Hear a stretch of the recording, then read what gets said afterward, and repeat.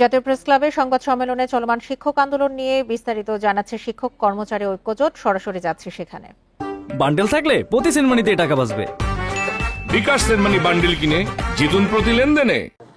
এই বক্তব্যটি লিখিত বক্তব্য আমাদের ভারপ্রাপ্ত চেয়ারম্যান বাংলাদেশ জাতীয়তাবাদী দলের জনাব তারেক রহমান সাহেব। সাংবাদিক বন্ধুগণ, আপনারা নিশ্চয়ই অবগত আছেন শিক্ষক সমাজের যে দাবিগুলা, সেই দাবিগুলি আদায় হয়েছে শিক্ষক কর্মচারী ঐক্যজোটের ব্যানারে। কখনো আলোচনার টেবিলে বসে, কখনো রাজপথে আন্দোলনের মাধ্যমে শিক্ষক কর্মচারীদের দাবি আদায়ে আমরা সক্ষম হয়েছি।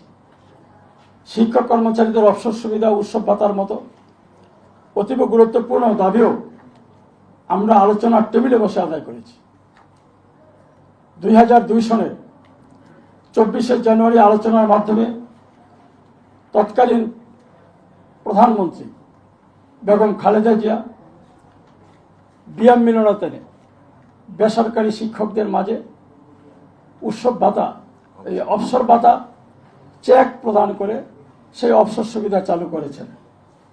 আপনারা যারা আমার সম্মানিত আমাদের সাংবাদিক ভাইয়েরা আছেন, আপনারা যখন ছাত্র ছিলেন, আপনাদের প্রিয় শিক্ষককে শিক্ষা প্রতিষ্ঠান থেকে বিদায়ের সময় একটি ছাতা, আপনাদের টিফিনের টাকা থেকে চাঁদা তুলে একটি জায়নামাজ, একটি তসবিহ, একটি কোরআন শরীফ অথবা এক সেট পায়জামা পাঞ্জাবি আপনারা দিতেন। কিন্তু আজকে এই শিক্ষকরা 40 লক্ষ টাকা পায়, 30 লক্ষ টাকা পায়, একজন কর্মচারীও 15 থেকে 20 লক্ষ টাকা পায়।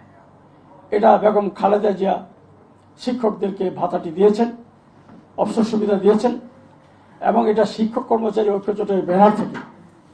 আপনারা শুনেছেন, যারা সেদিন সভাপতি উদ্যানে ছিলেন, সেদিন তৎকালীন শিক্ষা প্রতিমন্ত্রী আনমে হাসানুল হক মিলন সাহেব বলেছেন যে দাবিগুলি, অধ্যক্ষ সেলিম ভূঁইয়া যে দাবিগুলি পূরণ চেয়েছেন, আমরা সেই দাবিগুলি পূরণ করেছি।